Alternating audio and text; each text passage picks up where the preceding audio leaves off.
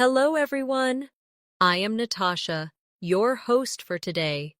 If you are new here, I'd like to let you know that we upload new English learning videos every day to help you improve your fluency step by step. In today's lesson, you are not only going to improve your English listening, but you'll also strengthen your vocabulary building skills and your overall confidence in speaking. We're diving into a powerful topic that will help you understand any English word without always running to a dictionary. You'll learn how to unlock meaning through context, how to guess words naturally, and how to train your brain to recognize patterns in English. Whether you're reading a story, listening to a conversation, or practicing English with a friend, these techniques will help you grow your vocabulary in a way that feels natural and easy. By the end of this video, you'll know how to understand unfamiliar words on your own, and you'll discover how to keep expanding your vocabulary every single day until fluency feels effortless. Before we begin, make sure to subscribe to the channel and press the bell icon so you never miss out on new lessons designed just for you. So, take a deep breath, relax, and get ready to build your English vocabulary with me today. Let's get started. When you first think about learning English, it can feel overwhelming. There are thousands and thousands of words, and you might feel like you need to memorize them all. But the truth is, you don't need to learn every word directly from a dictionary. In fact, depending only on a dictionary can slow you down because it makes you rely on translation instead of training your brain to understand naturally.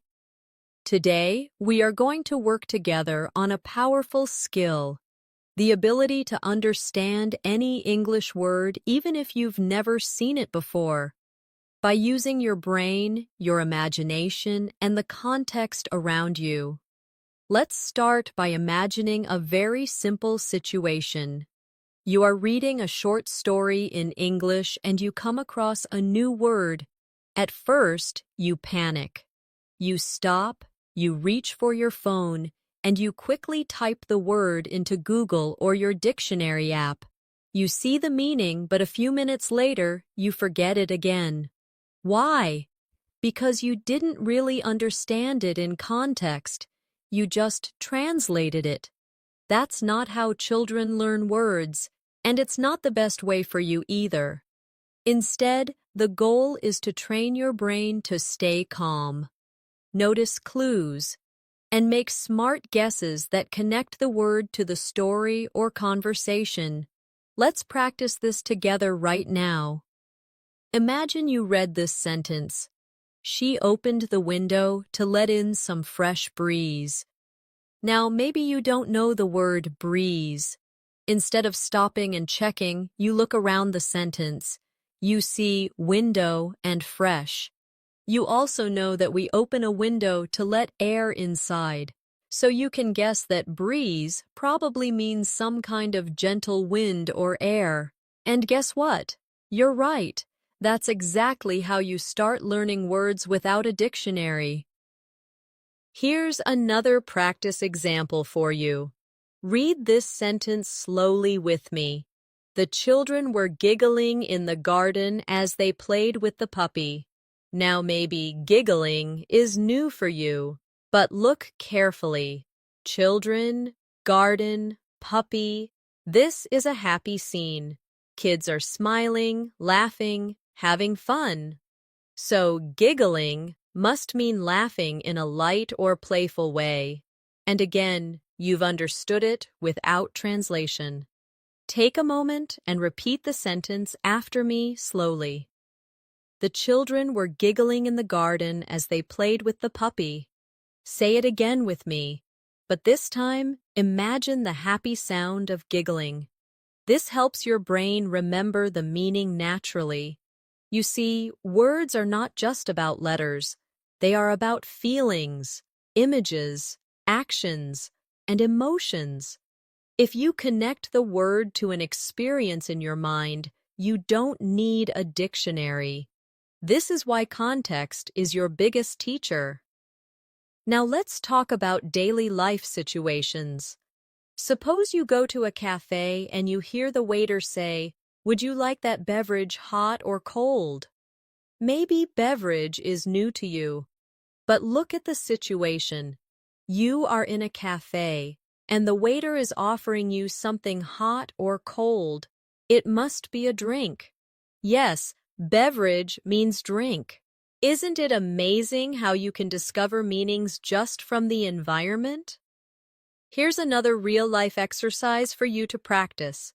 Imagine you're watching a movie and one character says, "I can't believe how enormous that building is."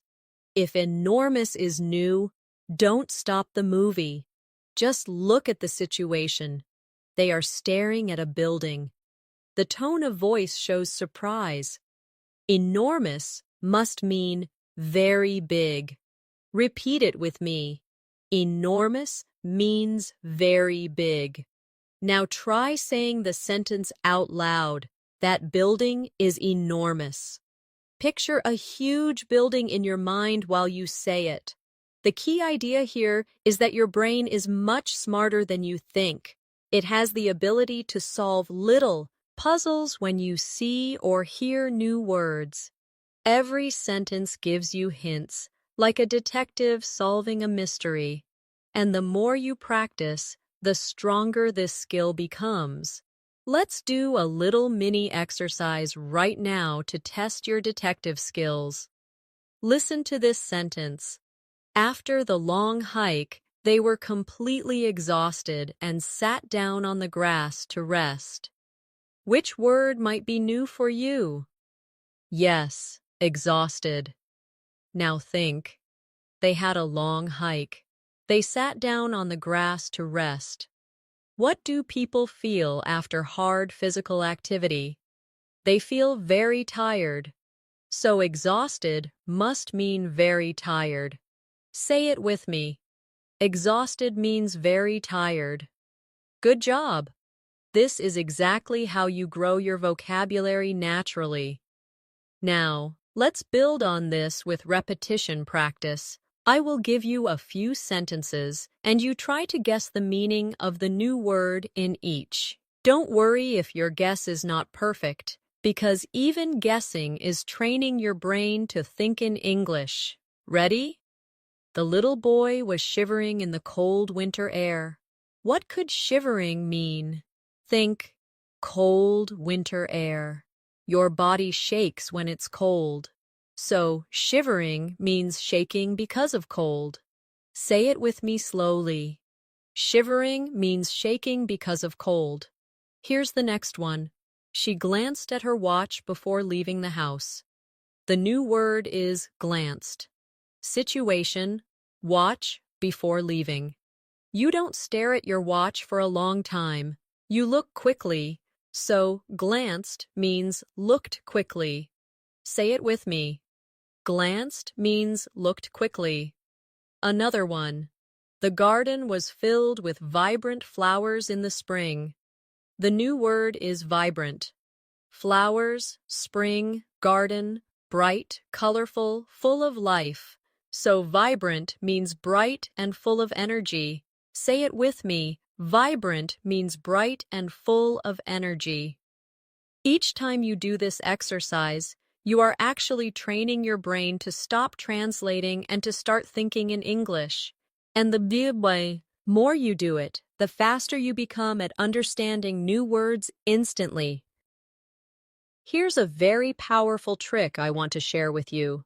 Instead of trying to memorize words alone, always keep them inside a story or a picture in your mind. For example, don't just learn the word shivering. Imagine yourself on a snowy morning, standing outside, shaking because you forgot your jacket.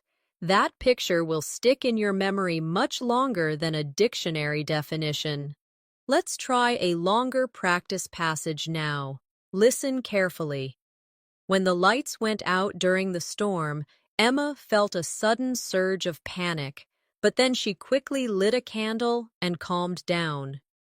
The new word is surge. You can guess from the sentence. The lights went out.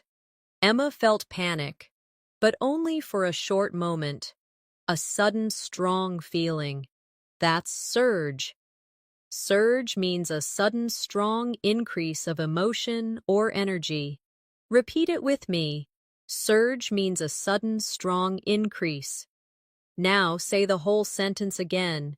She felt a sudden surge of panic. Notice how your mind connects the feeling to the word. That's how you build vocabulary naturally. Another one.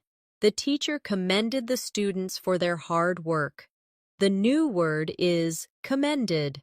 The sentence tells you, teacher, students, hard work. What does a teacher usually do in this case? She praises them. So commended means praised. Repeat it with me. Commended means praised. Then say, the teacher commended the students for their hard work. Great job! The secret to mastering vocabulary is practice. Practice. And more practice. You don't need to memorize endless word lists. You need to meet words inside real situations again and again. That's why listening, reading, and speaking are so important. They give your brain thousands of opportunities to notice patterns and absorb words naturally. As we continue, I'll give you even more examples, exercises, and little stories that will help you strengthen this skill. And by the end of this session, you'll realize that you don't have to be afraid of unknown words anymore. Instead, you can welcome them as chances to grow. Sometimes when learners see a new word, they immediately think, I don't know this, so I can't understand the sentence. But this is not true. You don't always need to know the exact dictionary meaning to understand the whole idea. In fact, native speakers often guess meanings too when they read complex texts or hear technical terms. What matters most is catching the general idea, the feeling, and the purpose of the word. Let me give you an example. Imagine this sentence. The detective inspected the mysterious object carefully. Now, suppose you don't know inspected. Do you stop? No. You look at detective, mysterious object, and carefully. A detective usually looks closely at things. So, inspected must mean looked at carefully. Even if you don't know the exact dictionary definition, your understanding is correct enough for the story. That's the power of context. Here's a practice exercise for you. Say this sentence out loud with me. The detective inspected the mysterious object carefully. Now, close your eyes and imagine the scene. A detective with a magnifying glass bending over to study something unusual. That mental image locks the meaning of inspected into your brain without translation. Let's try another one together. After dinner, she decided to stroll through the park. Maybe the word stroll is new to you, but think. After dinner, through the park. People don't usually run after dinner. They walk slowly. So stroll means to walk in a slow and relaxed way. Say it with me. Stroll means to walk slowly and relaxed. Now repeat the sentence. She decided to stroll through the park. Can you feel the calm mood of the word? That's how you learn without a dictionary. This method works everywhere in daily life. If you are watching TV and you hear a character say, I was astonished by the view, you don't need a dictionary. You know from the scene, maybe they are looking at mountains, or fireworks, or something amazing. Astonished must mean very surprised or amazed. You guessed it right. Now repeat with me.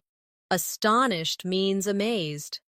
Let's practice more with short stories, because stories give you rich context. Listen carefully. When the heavy rain finally ceased, the children rushed outside to splash in the puddles. Which word might be new here? Yes, ceased. Now think. Rain. Finally. Children rushing outside. It must mean the rain stopped. So ceased means stopped. Repeat it with me. Ceased means stopped. Now say the sentence. The rain finally ceased. Your brain remembers it because you connected it with children running outside happily. Here's another short story. Although the box looked ordinary, inside it contained a precious gift. Maybe precious is new for you, but if something inside a box is described as precious, what could it be? Something very valuable or very important. Yes, precious means valuable. Repeat with me. Precious means valuable. Then say, it contained a precious gift. The wonderful thing about this practice is that you are training your mind to become flexible. You don't freeze when you meet new words. You smile and think. Okay, let me play detective. Let me guess. And when you guess, even if you are not perfect, you are strengthening your understanding and memory. Now, let's do some shadowing practice, where you repeat after me slowly and clearly. I will give you a sentence with a new word. First, listen, then repeat. Ready? The puppy was trembling during the thunderstorm. Repeat with me. The puppy was trembling during the thunderstorm. What does trembling mean here? Think. Puppy. Thunderstorm. Fear. Trembling means shaking because of fear. Good. Next one. She whispered a secret into her friend's ear. Repeat with me. She whispered a secret into her friend's ear. What does whispered mean? Yes, it means speaking very quietly. Whisper. Try whispering the word right now softly. That helps you remember.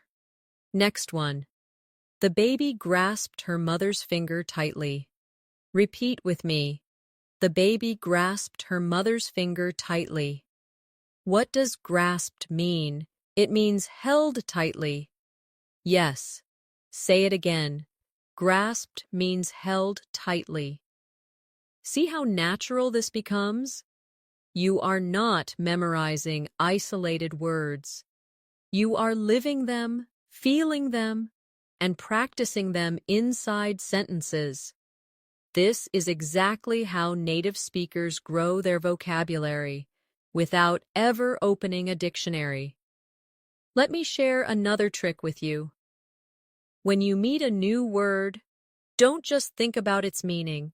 Try to imagine a situation from your life where you could use it. For example, the word stroll. You could picture yourself strolling in your own street, strolling with a friend, strolling on a holiday beach. This personal connection makes the word part of your memory. Let's do a little life connection practice now.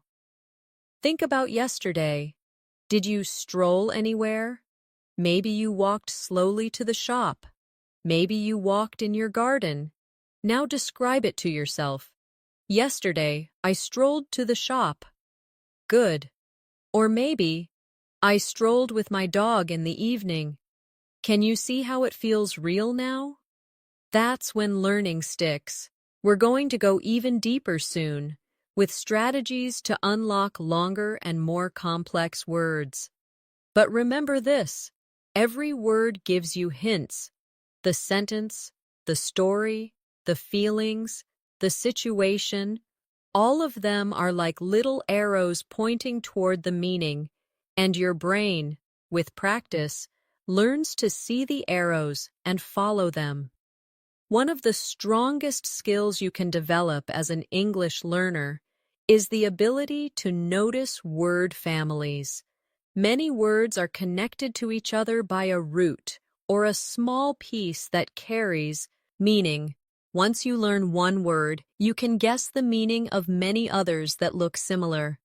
This is another way to understand words without depending on a dictionary. For example, think about the word happy. You probably know this one. Now, if you see happiness, what does it mean? Of course, the state of being happy. And if you see unhappy, it means not happy, just from the root happy. You can understand 3 or more words. That's how your vocabulary grows naturally. Let's practice with another root. The word act. If you know act means to do something, then you can also guess action means the thing done. Actor means the person who does it, and active means doing something, not sitting still. All of these are related. You didn't need a dictionary for any of them. Now, repeat after me slowly to train your brain. Act, action, actor, active. Feel the rhythm. Can you sense how they are all connected? Good. This pattern is everywhere in English. And once you start noticing it, you can learn dozens of words from just one root. Here's a small exercise for you. I'll give you a base word, and you try to think of related forms. Ready? The base word is create. Take a second. What comes to mind? Yes. Creation. Creative. Creativity. Creator.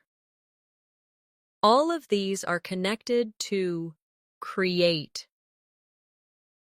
You understood them without opening a dictionary, just by recognizing the family. Let's do another one together. The word move. What forms can we make? Movement. Removal. Movie. Mover. Again, all connected. This shows you that words are not lonely islands. They are part of a big family. And when you see a new member, you can guess its meaning because of the family resemblance. Now let's shift to context clues inside sentences. There are usually 4 types of clues that help you understand new words. First, sometimes the sentence gives you a direct explanation. For example, she is bilingual, which means she can speak 2 languages. The phrase which means tells you the definition immediately. Second, sometimes the intense uses examples. For instance, he enjoys citrus fruits, such as oranges, lemons, and limes. Even if you didn't know citrus, you understand from the examples. Third, sometimes the sentence contrasts the new word with something familiar, like this. Unlike his gregarious brother, Tom is shy and quiet. If you know shy and quiet, then gregarious must mean the opposite, someone who likes being social and friendly. Fourth, sometimes the sentence gives you a feeling through tone or mood. For example, she slammed the door angrily. Even if slammed is new, you feel the mood of anger. It must mean closed very hard. Let's practice together with some of these clues. Here's one. He felt jubilant after hearing the good news. What does jubilant mean? Look at the clue. Good news. He felt. So jubilant must mean very happy. Say it with me. Jubilant means very happy. Another one. The forest was tranquil, with birds singing softly. and a gentle breeze in the trees. The word is tranquil. Think about the atmosphere, birds, soft, gentle breeze. It must mean calm and peaceful. Say it with me. Tranquil means calm and peaceful. Now repeat the full sentence out loud. Let's try one more. He was reluctant to join the game, unlike his friends who were eager. What does reluctant mean? The clue is unlike eager. So reluctant must mean not willing, not wanting to do something. Yes. Say it with me. Reluctant means not willing. Good job. These little exercises may seem simple, but they are training your mind to stop looking for translation and instead look for hints. Every time you do this, you are rewiring your brain to think directly in English. Now let's practice with a short story for shadowing. Repeat after me slowly. Maria hesitated before speaking, unsure of how to express her feelings. Finally, she gathered the courage to continue. Which word is new? Maybe hesitated? From the story, you can guess it means pausing before doing something. Yes. Hesitated means paused before acting. Say it again with me. Maria hesitated before speaking. Try to act it out. Imagine yourself stopping, taking a breath, then speaking. That action helps you feel the word. Here's another practice story. The city was bustling with activity as vendors sold food and people hurried to work. The word is bustling. From the sentence, you can imagine a busy, lively scene. So bustling means full of energy and movement. Repeat with me. Bustling means busy and full of energy. Now say the sentence. The city was bustling with activity. Good. One more. The child was fascinated by the magician's tricks, watching with wide eyes. Which word is new? Yes. Fascinated. Look at the child's wide eyes, watching carefully. It must mean extremely interested or amazed. Say it with me. Fascinated means amazed and very interested. Then say, the child was fascinated by the magician's tricks. By practicing like this, you are slowly teaching your brain to notice details and to connect them to meaning. This is how you can learn any new word without needing a dictionary every time. Another powerful way to understand words without a dictionary is to connect them to emotions. Every word carries a certain feeling, and your brain is very good at noticing those feelings if you pay attention. For example, listen to this sentence. She was thrilled to finally meet her favorite actor. Even if thrilled is new, you can feel from the sentence that it is something positive and exciting. She's happy, maybe even overjoyed. So, thrill. It means extremely happy or excited. Say it with me. Thrilled means very excited. Now imagine yourself meeting someone you admire. And repeat again. I was thrilled to meet her. Can you feel how the emotion makes the word stay alive in your memory? Let's practice with another one. He was devastated when his team lost the final match. The word is devastated. Notice the tone. It's the opposite of thrilled. The team lost, and he feels very bad. So devastated must mean extremely sad or broken-hearted. Say it with me. Devastated means very sad. Then say, he was devastated when his team lost. Feel the heavy emotion as you speak. This method works beautifully because emotions are powerful memory tools. When you tie a word to a strong feeling, your brain doesn't forget it easily. That's why stories, movies, and conversations are excellent teachers. They are full of emotions that carry the words deep into your memory. Now, let's do a little role play exercise. I'll give you a short scene, and you repeat it after me while trying to feel the word inside it. Anna was nervous before giving her big presentation. Repeat after me slowly. Anna was nervous before giving her big presentation.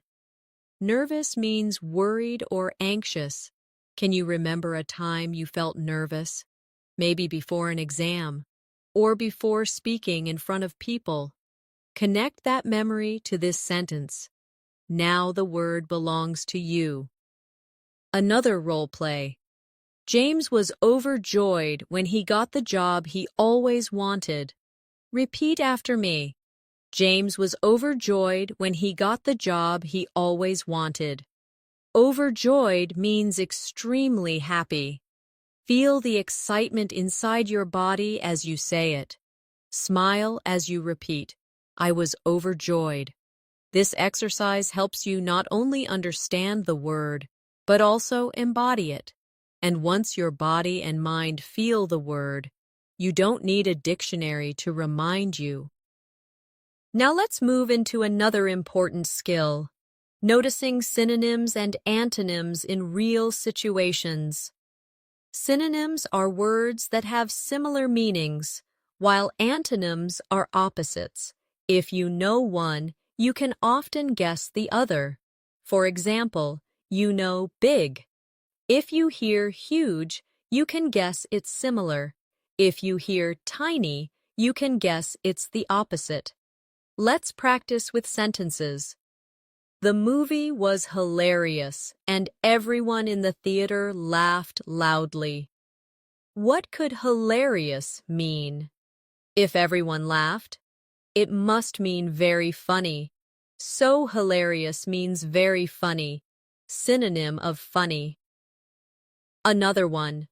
The mountain was gigantic compared to the houses below. Gigantic is similar to big, but much bigger. So gigantic means extremely large. Now an antonym example. The room was dim, unlike the bright hallway outside. From the contrast, you know dim means not bright, not much light. See how easy it is when you pay attention to clues like unlike or but? Let's try a little synonym-antonym game. Repeat these sentences after me and guess the meanings. The soup was scalding when it arrived at the table.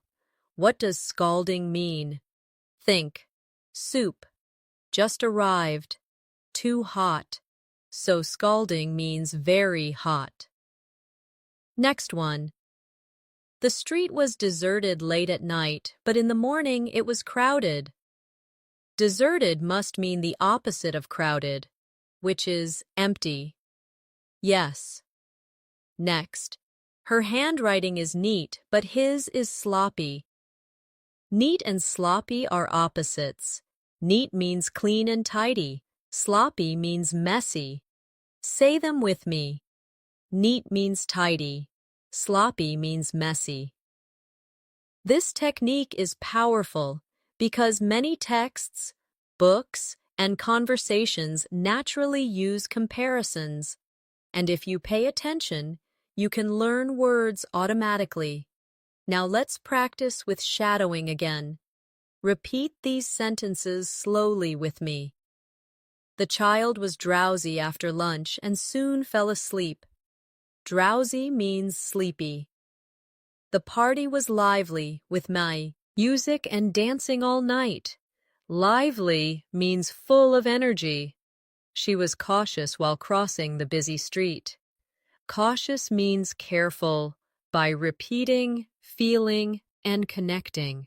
You are doing real vocabulary training that makes you independent from the dictionary. Another tip that works very well is to use your surroundings. When you walk outside, look around and try to name what you see in English.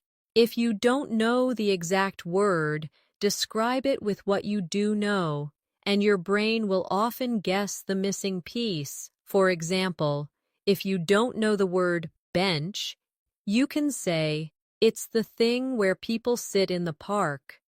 Later, when you hear or read bench, you'll connect it instantly. Let's practice this description method.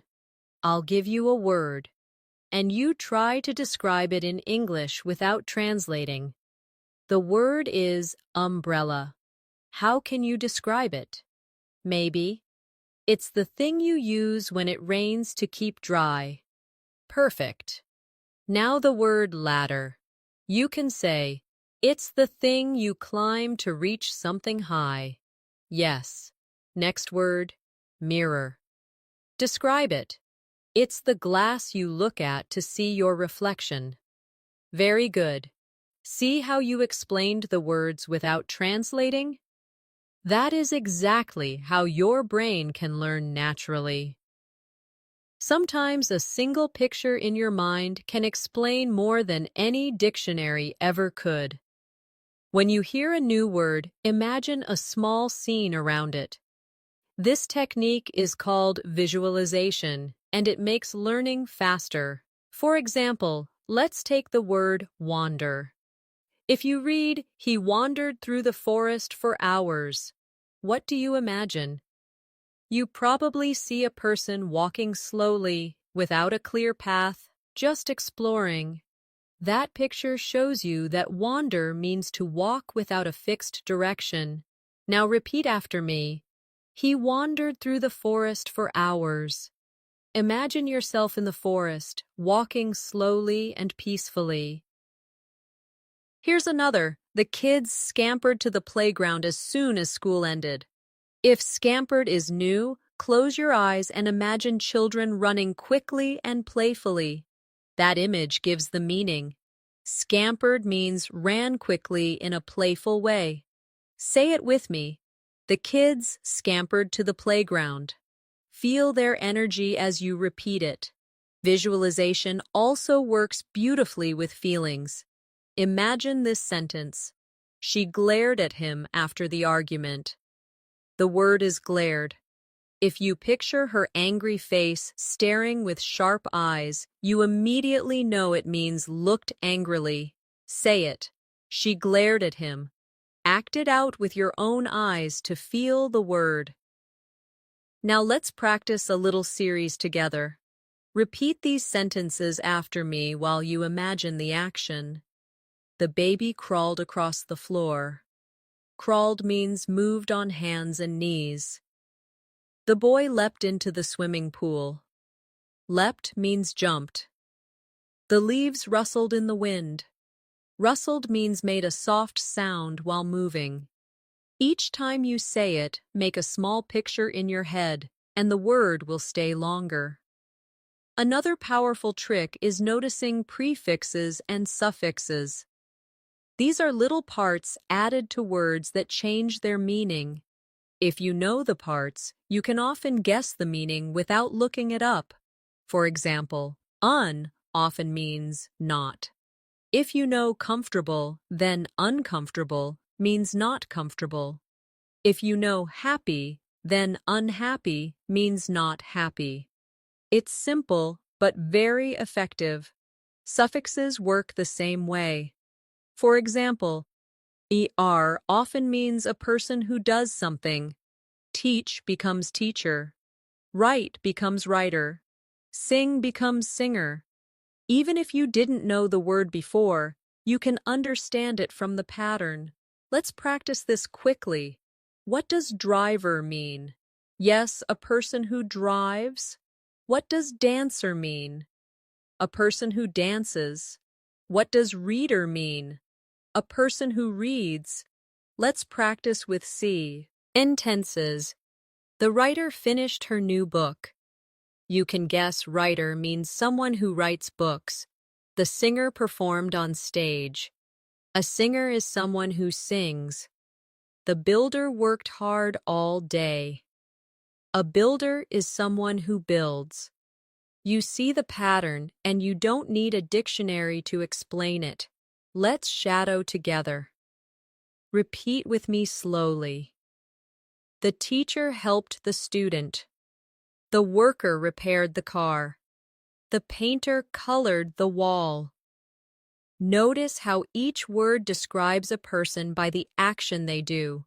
This way you can understand dozens of new words just from a single suffix. Another helpful suffix is ness, which changes an adjective into a noun. For example, happy becomes happiness. Sad becomes sadness. Dark becomes darkness. Now you can guess the meaning even if you see it for the first time. Happiness means the state of being happy. Sadness means the state of being sad. Let's practice. Her kindness made everyone smile. Kindness comes from kind. The darkness of the room scared him. Darkness comes from dark. The sweetness of the cake surprised her. Sweetness comes from sweet. Each time you meet these little building blocks in English, you are unlocking the language step by step. It's like having a secret key that opens many doors at once. Now let's bring it back to daily life. Imagine you are shopping and you see a sign that says refundable. Even if you never saw it before, you know fund means money and able means possible, so refundable must mean possible to get money back. You didn't check a dictionary, you just solved the puzzle. Isn't that amazing? This technique makes English less scary and more playful. Each unknown word becomes a mystery you can solve, and each clue makes you stronger.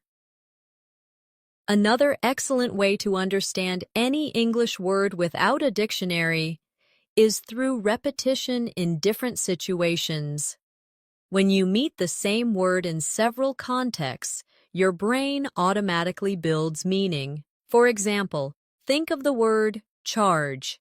If you see it in one sentence like, he charged his phone, you understand it means to put energy into the phone. Later, if you hear, the store charged me $10, you realize it also means to ask for payment. Then if you read, the soldiers charged forward, you notice it means to rush or move quickly. Same word, 3 different contexts, 3 connected meanings. Your brain collects these little pieces and builds a full picture. You didn't need to memorize anything. You just noticed. Let's practice this together. I'll give you a word and 3 different sentences. You repeat each sentence after me, then we'll connect the meaning. The word is light. First, the room was filled with light. Second, she will light the candle. Third, this bag is light, not heavy. See how the meaning shifts? In the first, light is brightness. In the second, light means to start a flame. In the third, light means not heavy. All of these are connected, and with repetition, your brain stores them easily. Here's another example, the word watch. Sentence 1, he likes to watch movies. Sentence 2, she wears a watch on her wrist. Sentence 3, please watch the children while I cook. First, it means look at. Second, it's a small clock. Third, it means take care of. Same word, different uses. Repeat each one after me slowly, and notice how flexible words can be. This flexibility is one of the reasons dictionaries cannot always help. A dictionary may give you 10 definitions, but real life shows you the meaning through use. That's why listening and reading a lot are so powerful. The more you expose yourself to English, the more your brain connects the dots naturally. Now, let's do a little active practice. Imagine you are telling a friend about yesterday. You could say, I watched a movie. You could also say, I watched my younger brother for an hour. And you might add, I looked at my watch to check the time. You just used the same word 3 ways in your own story. That's how you master vocabulary naturally. Another useful method is substitution. When you hear a new word, try to replace it with another simple word you know and see if it fits. For example, the mountain was colossal. Maybe you don't know colossal. Replace it with big. Does it fit? Yes. So colossal means very big. Or, she whispered something. Replace with spoke quietly. Fits? This trick helps you stay in the flow instead of stopping for translation.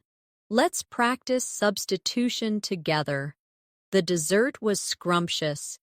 Replace with delicious. Yes, it works.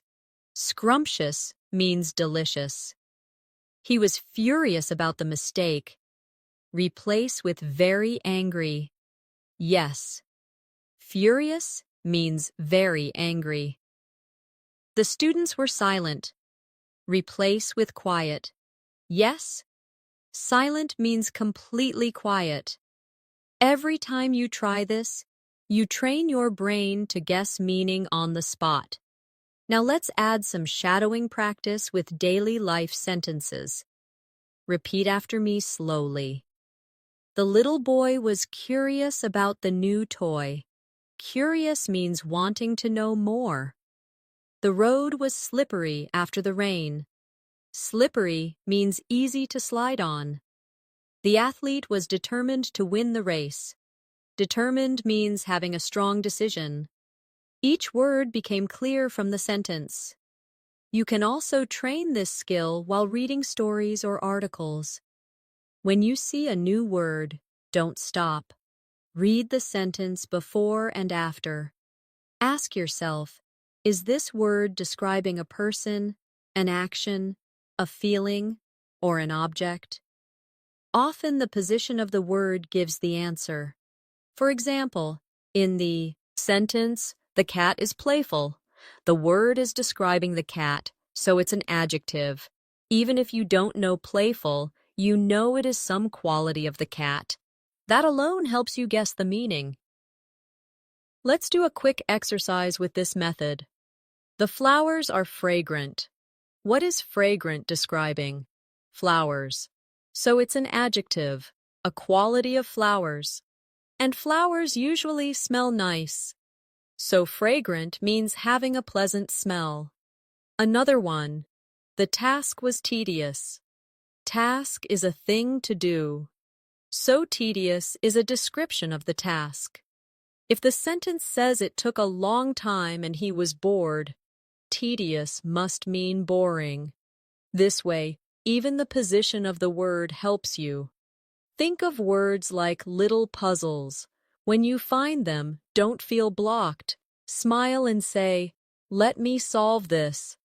Your brain will use clues, context, and your experience to figure it out. With time, this will become automatic. Sometimes the fastest way to understand words is to notice the story that surrounds them. Every word lives inside a bigger story, and that story always gives you clues. Let's practice with an example. The candle flickered in the dark room. If flickered is new, imagine the picture. Candle, dark room, light moving. You can guess it means the light moved unsteadily, like it goes on and off quickly. Repeat after me. The candle flickered in the dark room. Imagine that small, moving flame while you say it. Another one.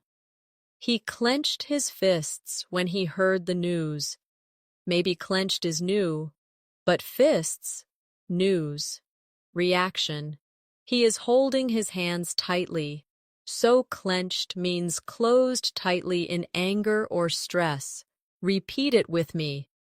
He clenched his fists.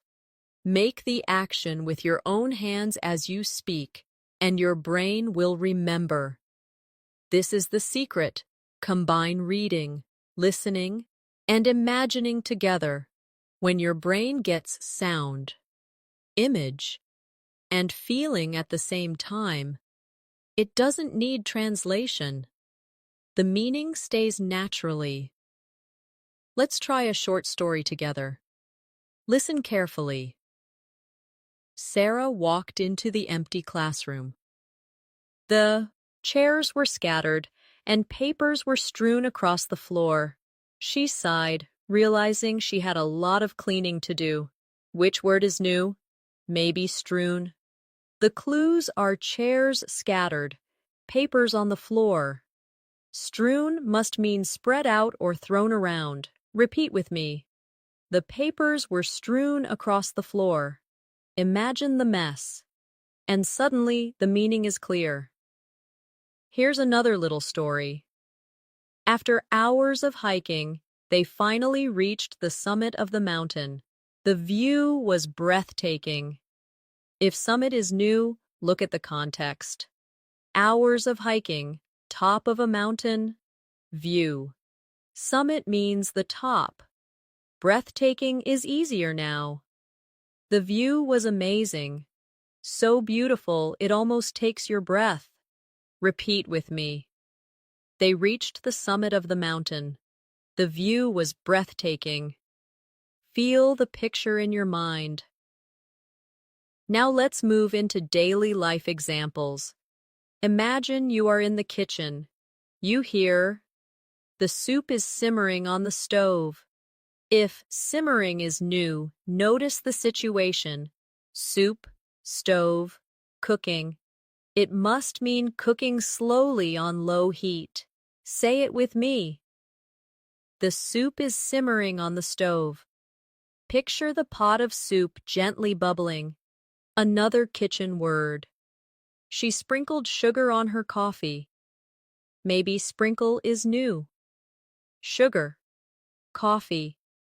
It means to drop small amounts on top. Repeat after me. She sprinkled sugar on her coffee. Imagine yourself doing it right now. These simple actions show you that learning vocabulary is not about translation. It's about noticing life and giving names to what you already know. Now let's practice some shadowing with action verbs. Repeat each sentence slowly. He yawned because he was sleepy. Yawned means opened his mouth when tired. The phone buzzed on the table. Buzzed means made a vibrating sound. She hummed her favorite tune, and while cooking, hummed means made a soft sound with lips closed. Each of these is easy to guess when you imagine the action. Here's another fun way to grow vocabulary. Exaggeration. When you act a word with your body, bigger than normal, it becomes unforgettable. Let's try it.